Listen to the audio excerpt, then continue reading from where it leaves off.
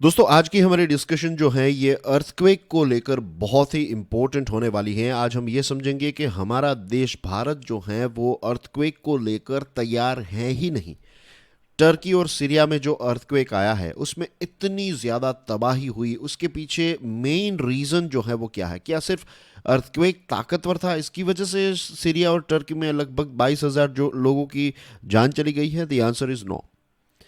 Earthquake जो होता है वो अपने आप में उतना खतरनाक नहीं होता है। आप सोच रहे होंगे कि सर आज आप क्या पी कर आए हैं, क्या आप ये बता रहे हैं कि अर्थक्वेक अपने आप में उतना खतरनाक नहीं होता है? मैं आपको इसका रीज़न भी बताऊंगा। Let's move on. दोस्तों हम सब जानते हैं कि जो भूकंप है, अर्थक्वेक है, उसको प्रेडिक्ट करना इम्पॉसिबल है। अभी हमारे पास वो टेक्नोलॉजी जो है वो डेवलप नहीं हुई है, इस पर रिसर्च चल रही है, लेकिन आज भी हमें वो एक ब्रेक थ्रू नहीं मिला है कि हम कोई ऐसा डिवाइस, कोई ऐसा गैजेट हम फिट करें जिससे हमें कुछ घंटों पहले ही पता चल जाए कि कहीं पर अर्थक्वेक होने वाला है। अब उस बात पर आते हैं जो मैंने अभी आपको बताया ना कि अर्थक्वेक अपने आप में उतना खतरनाक नहीं होता है। द रीज़न इज़, अगर आप अलग अलग अर्थक्वेक्स को एनालाइज करेंगे then you will find this thing कि एक ऐसा अर्थक्वेक जिसमें ना के बराबर नुकसान हुआ है और एक ऐसा अर्थक्वेक जिसको हम डिज़ास्टर कहते हैं, इन दोनों के बीच में बड़ा डिफरेंस क्या है पता है? डिफरेंस होता है कि अर्थक्वेक जिस जगह पर आया है वहाँ पर जो बिल्डिंग्स हैं वो कितनी मजबूत बिल्डिंग्स हैं। जी हाँ दोस्तों, quakes don't kill, structural collapse does. समझे आप इस लाइन को? अर्थक्वेक जो हैं उससे लोगों की मृत्यु नहीं होती है। अर्थक्वेक की वजह से जो बिल्डिंगें गिर जाती हैं और उस बिल्डिंग गिरने की वजह से उसमें जो लोग रहते हैं और वो बिल्डिंग गिरेगी तो उसकी वजह से लोगों की मृत्यु होती है। समझे आप ये डिफरेंस? अर्थक्वेक जो है वो हमारे मृत्यु के पीछे रीज़न नहीं है, लेकिन अर्थक्वेक की वजह से जो बिल्डिंग्स और ख़ास करके ख़राब बिल्डिंग्स जो हैं इसकी वजह से मृत्यु होती है। और this is a big lesson for the whole world. जितनी भी दुनिया की म्यूनसिपालिटीज़ हैं, कंस्ट्रक्टर्स हैं और सुपरवाइजर्स हैं, सभी के लिए ये एक रिमाइंडर है कि जिन अलग अलग देशों में हम जी रहे हैं और हर एक देश के लगभग सिस्मिक बिल्डिंग कोड्स हैं, इन बिल्डिंग कोड्स को स्ट्रिंजेंटली अगर फॉलो किया जाए तो फिर हम लाखों करोड़ों लोगों की जान जो है वो बचा सकते हैं। सीरिया और टर्की में जो अर्थक्वेक आया वो अपने आप में बहुत ही ताकतवर था, उसमें कोई डाउट नहीं है। डेनमार्क तक इसके वाइब्रेशंस फील किए गए, इजिप्ट तक इस भूकंप के वाइब्रेशंस जो हैं वो फील हुए। लेकिन टर्की और सीरिया में इतना बड़ा नुकसान इसलिए हुआ है क्योंकि बिल्डिंग का जो कंस्ट्रक्शन है वो बहुत ही पुअर क्वालिटी का था। और जो बिल्डिंग कोड, ऐसा नहीं है कि टर्की में और सीरिया में नहीं है, हैं, लेकिन इनका रैम्पेंट वायोलेशन, कोई बिल्डिंग कोड्स को फॉलो नहीं करता है। और इसकी वजह से जब भी कोई भूकंप आता है तो एक बहुत बड़ी दुर्घटना जो है वो हो जाती है। और हमारे देश भारत के लिए ये एक बहुत बड़ा लेसन है। हमारे देश में भूकंप तभी आते हैं ज़्यादातर केसेस में जब हमारी ये इंडियन प्लेट जो है ये यूरेशियन प्लेट से टकराती है। आपकी स्क्रीन पर आप देख सकते हैं 2005 2015 के नेपाल के भूकंप जो हैं और अफ़गानिस्तान में जो 2015 में भूकंप आया, तो ये सारे जो अर्थक्वेक्स हैं उसके पीछे प्रेडोमिनेंट रीज़न जो है वो यही रहता है कि इंडियन प्लेट जो है वो यूरेशियन प्लेट से टकराती है। हमारे देश में बहुत सारे ऐसे क्षेत्र हैं जो सिस्मिकली वॉलेटाइल जोन में गिरते हैं। You'll be surprised to know this thing. हमारे देश का 59% रीजन ऐसा है जिसमें अलग अलग मैग्नीट्यूड के अर्थक्वेक्स जो है वो आ सकते हैं। 11% रीजन हमारे देश का ऐसा है जो बहुत ही डेंजरस जोन में है, जिसको जोन 5 कहते हैं। इसमें आप की स्क्रीन पर जो मैप है इसमें देखिए जितने भी रेड डॉट्स हैं ये सबसे डेंजरस हैं। फॉर एग्जांपल कश्मीर वैली, यहाँ पर देखिए वेस्टर्न हिमाचल, फिर ईस्टर्न उत्तराखंड आप देख लीजिए, पूरा नॉर्थ ईस्ट क्षेत्र यहाँ पर देखिए आप, पूरा रेड में है।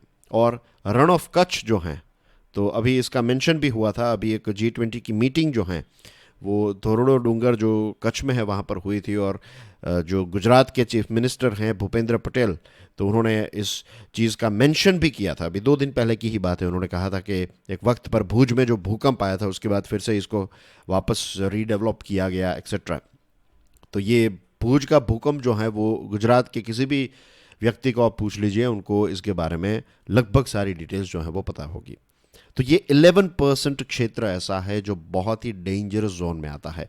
18% जितना हमारे देश का क्षेत्र ऐसा है जो जोन 4 में आता है। इसमें हमारा नेशनल कैपिटल दिल्ली आ गया, कुछ महाराष्ट्र के पार्ट्स, हरियाणा, उत्तर प्रदेश, बंगाल और बिहार। और 30% जितना जोन जो है वो जोन 3 में आता है। इसमें केरला, गोवा, लक्षद्वीप, मध्य प्रदेश के कुछ क्षेत्र हैं, झारखंड, छत्तीसगढ़ एक्सेट्रा। तो दोस्तों 59% क्षेत्र हमारे देश का ऐसा है जिसमें भूकंप जो है वो आ सकता है। कुछ जगहों पर बहुत ही सीवियर और कुछ जगहों पर भूकंप आने के पूरे चांसेस हैं। तो क्या हमारे देश में कोई रूल्स एंड रेगुलेशंस हैं? हाँ हैं। हमारे देश में नेशनल बिल्डिंग कोड 2016 एनबीसी 2016 है। इस एनबीसी 2016 में स्पेसिफिक सेक्शंस दिए गए हैं कि आप कैसे अर्थक्वेक रेजिस्टेंट डिजाइन और कंस्ट्रक्शन करेंगे। सारी चीजें इसमें इन टर्म्स ऑफ थियरी सारी अच्छी चीजें इसमें लिखी गई हैं। हमारे देश में प्रॉब्लम थियरी का थोड़ी है, हमारे देश में प्रॉब्लम जो है वो इम्प्लीमेंटेशन का है। और यहाँ पर यही है, कंप्लायंस की जब बात आती है, इम्प्लीमेंटेशन की बात आती है, वहाँ पर ही हम मार खा जाते हैं। दिल्ली में एक एस्टिमेशन ये कहता है कि 90% जितनी बिल्डिंग्स जो हैं, अगर स्ट्रॉन्ग भूकंप आएगा तो 90% जितनी बिल्डिंग्स जो है वो कोलैप्स हो जाएगी। इस चीज़ को ध्यान में रखते हुए म्यूनिसिपल कॉरपोरेशन ऑफ दिल्ली जो है उन्होंने 2019 में एक सेफ्टी ऑडिट पॉलिसी निकाली ताकि इन सारी बिल्डिंग्स को हम प्रोटेक्ट कर सकें। लेकिन ये पॉलिसी जो है उसने अपना जादू जो है वो मीन्स ये कोई काम नहीं कर पाई। ये पॉलिसी जो है वो नियरली फेल रही। द रीज़न इज़ कि इसमें सरकार ने सबसे बड़ी गलती ये की कि ये ऑडिट करवाना और ऑडिट का जो खर्चा है वो लोगों को पे करना पड़ेगा। अब हमारे अंदर अवेयरनेस ही नहीं है तो हम इस प्रकार की चीज़ें थोड़ी करवाएंगे। तो ये पूरी पॉलिसी जो है, ये कोशिश करने की जो कोशिश थी वो भी फेल रही। हाँ, थोड़ा बहुत खर्च जो है वो बढ़ जाएगा। और आज भी ऐसी चीज़ें हैं कि एक बिल्डिंग बन चुकी है, या फिर अगर आप एक बिल्डिंग बना रहे हैं तो उसको भूकंप प्रूफ बनाना है, थोड़ा स्ट्रॉन्ग बनाना है, तो रेसिडेंशियल बिल्डिंग्स के लिए 3 से 4% एक्स्ट्रा कॉस्ट हो जाएगा और ऑफिस के लिए कुछ 2 से 3% जितना एक्स्ट्रा कॉस्ट जो है वो बढ़ जाएगा। लेकिन इतना 2-3% जो है वो एक्स्ट्रा देना कोई प्रॉब्लम नहीं है। मुझे लगता है कि हमारे देश में प्रॉब्लम यह है कि हम जो इंटीरियर डेकोरेशन है उसमें लाखों करोड़ों रुपए खर्च कर देते हैं, लेकिन ये जो एक्स्ट्रा जो खर्च है बिल्डिंग को स्ट्रॉन्ग बनाने का, उसमें हम जो हैं मार खा जाते हैं। उसमें हमारा फोकस ही नहीं है। द रीज़न बीइंग इज़ कि नंबर 1 तो यह है कि पब्लिक में अवेयरनेस नहीं है। एनबीसी गाइडलाइंस क्या कहती है, ये सारी चीज़ों के बारे में बहुत कम लोगों को पता है। दूसरी चीज़ है कि म्यूनिसिपैलिटीज़ जो हैं उनको एनबीसी गाइडलाइंस को लेकर अवेयरनेस क्रिएट करनी चाहिए और मेक श्योर करना चाहिए कि हम सारे रूल्स एंड रेगुलेशंस जो हैं एनबीसी गाइडलाइंस को बेसिकली हम रिलीजियसली फॉलो करें। ये चीज़ जो है वो लोकल एडमिनिस्ट्रेशन को मेक श्योर करनी पड़ेगी। अब आप देखिए, जो टर्की में और सीरिया में जो भूकंप आया है, तो फर्स्ट रिस्पॉन्डर्स जो होंगे, रिलीफ सर्विसेज वाले जो होंगे, उनको भी उतनी ज़्यादा मेहनत करनी पड़ेगी और उनको भी उतना ही ज़्यादा वेल इक्विप्ड रहना पड़ेगा। और हमारे देश में भी यही चीज़ एप्लीकेबल है कि इतना बड़ा अगर भूकंप, भगवान ना करे कहीं पर भी आए, लेकिन अगर आ जाएगा तो we need that strong first responders. और 48 आवर्स के बाद तो दोस्तों ऐसा होता है कि ज़्यादातर डेड बॉडीज़ ही मिलती हैं। कुछ गिने चुने ऐसे लोग होंगे जो 48 आवर्स के बाद भी ज़िंदा मिलेंगे, बाकी तो 48 आवर्स तक लगभग मैक्सिमम लोगों की मृत्यु जो है वो हो जाती है जो मलबे में फंस गए होते हैं। In hazardous zones where there has been no major earthquake for decades together or even some centuries, the level of preparedness would be far less. ये एक हकीकत है। जिन देशों में, जिन क्षेत्रों में बड़े बड़े भूकंप नहीं आते हैं या फिर एक लंबे समय से नहीं आए हैं या फिर सदियों से नहीं आए हैं, तो वहाँ के लोग जो हैं, वहाँ की सरकार, वहाँ का पॉलिटिक्स, वहाँ के लोग, वहाँ की एजुकेशन सिस्टम में वो अवेयरनेस जो है वो होती ही नहीं है। उस चीज़ को हम हमारे जो कहते हैं ना कि हमारे फोकस का पार्ट ही कभी नहीं बनता है। लेकिन जिस देश में कंसिस्टेंटली या फिर टाइम टू टाइम छोटे बड़े भूकंप आते रहते हैं, तो वो देश जो है वो जनरली स्पीकिंग ज़्यादा अवेयर रहता है। लेकिन जैसे अभी हमने देखा कि 59% जितना क्षेत्र हमारे देश का ऐसा है जहाँ पर भूकंप आ सकते हैं, तो we really need to enlighten ourselves.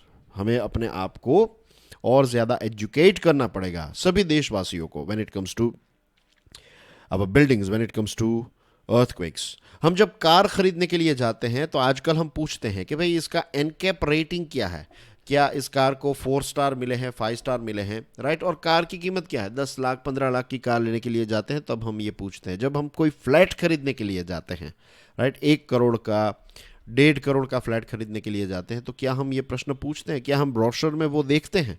हम तो यही देखते हैं कि स्विमिंग पूल है उसमें या नहीं, अच्छा पार्किंग है या नहीं, पानी की फैसिलिटी है या नहीं। यू सी, हमारा फोकस आज भी उसमें इन चीज़ों में मिसिंग है। तो we genuinely need public awareness, और इसमें आप एक बड़ा रोल प्ले कर सकते हैं, right, by sharing this information, sharing this knowledge that we are discussing here. अगर अच्छी डिज़ाइंस बनाई जाए तो लाखों लोगों की जान जो है वो बचाई जा सकती है।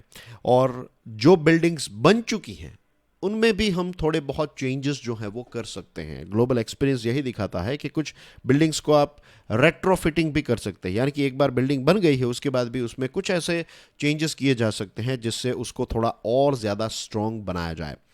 और इसमें अगर हमें किसी देश से सीखना है तो that is of course Japan. Japan एक ऐसा देश है जिनकी बड़ी बड़ी इमारतें जो हैं, जो हम कहते हैं ना गगनचुंबी इमारतें, जो स्काई स्क्रैपर्स जिसको कहते हैं, इतनी बड़ी बड़ी इमारतें जो हैं उनको भी अर्थक्वेक के टाइम पर कुछ नहीं होता है। द रीज़न इज़ क्योंकि जापान एक ऐसा देश है जो अपने बिल्डिंग कोड्स को एग्रेसिवली अपडेट करते रहता है, क्योंकि यहाँ पर बहुत सारे अर्थक्वेक्स आते रहते हैं। बिकॉज जापान जो है, जो कहते हैं पैसिफिक रिंग ऑफ फायर, उस पर ये कंट्री जो है उसका लिटोरल स्टेट है उससे सटा हुआ है। इस वजह से तो जापान से पूरी दुनिया सीख सकती है, खास करके हमारा देश जो है वो सीख सकता है कि जापान में जो जान बचाने के पीछे जो उनका रिजॉल्व है, उनका जो एक प्रकार का आप कह सकते हैं कि उनका जो कमिटमेंट है वो आउटस्टैंडिंग है। वहाँ पर जब भी कोई अर्थक्वेक आता है तो जो बिल्डिंग्स होती हैं वहाँ पर लिफ्ट्स जो होती है, एलिवेटर्स जो होती हैं वो अपने आप बंद हो जाती हैं। गैस, पावर, वाटर, ये सारी लाइंस जो है वो अपने आप बंद हो जाती है। यहाँ तक कि उनकी ट्रेन्स जो है वो भी ऑटोमेटिकली रुक जाती हैं जब कोई बड़ा अर्थक्वेक वहाँ पर आता है। हर जगह पर उन्होंने टेक्नोलॉजी का, इंजीनियरिंग का काफ़ी अच्छा इस्तेमाल किया है। You will be shocked to know this fact कि वहाँ के जो छोटे बच्चे हैं ना, जो किंडरगार्टन में जाते हैं, जो केजी में पढ़ने वाले बच्चे हैं, उनको भी ये पता होता है कि अगर भूकंप आ गया, अगर अर्थक्वेक आया तो आपको क्या करना है, कौन सा वो स्कूल में पॉइंट है, कौन सी वो जगह है जहाँ पर आपको जाकर बैठ जाना है। इनफैक्ट जापान की स्कूल्स जो होती हैं वो इस प्रकार से डिज़ाइन की गई होती है, उनका कंस्ट्रक्शन इस प्रकार का होता है कि अगर कहीं पर भूकंप आ गया तो लोग जो हैं वो स्कूल की तरफ भागते हैं, क्योंकि स्कूल को इतना सेफ जो है जापान की सरकार बनाती है। तो there are so many things that we can learn from Japan. और भारत के लिए तो ये बहुत ही ईजी है, भारत और जापान के रिलेशनशिप कितने अच्छे हैं। तो दोस्तों, आई होप कि आज की इस डिस्कशन से हम सबको कुछ इंस्पिरेशन मिली होगी, एक अवेयरनेस हमारे अंदर क्रिएट हुई होगी। और मैं जेन्युइनली चाहता हूँ कि ये अवेयरनेस जो है वो हम सब हमारे देश के लोगों तक पहुँचाए, क्योंकि ये लैंग्वेज जो अभी मैं यूज़ कर रहा हूँ वो हिंदी है। तो लगभग हमारे देश के ज़्यादातर क्षेत्र के लोग जो हैं वो इस डिस्कशन को समझ सकते हैं। और उसके बाद अगर आप चाहें तो साउथ की अलग अलग लैंग्वेजेस में, नॉर्थ ईस्ट की अलग अलग लैंग्वेजेस में आज का जो कंटेंट है उसको फिर से बनाकर अपनी अपनी लैंग्वेजेस में लोगों के साथ शेयर कर सकते हैं। ये डिस्कशन जो है वो हम सब के लिए है, एंड आई एम श्योर आज की इस डिस्कशन से आपको इसका इम्पोर्टेंस जो है वो पता चल गया होगा। Thank you very much, God bless you all. Let's pray for the people of Turkey and Syria. जय हिंद।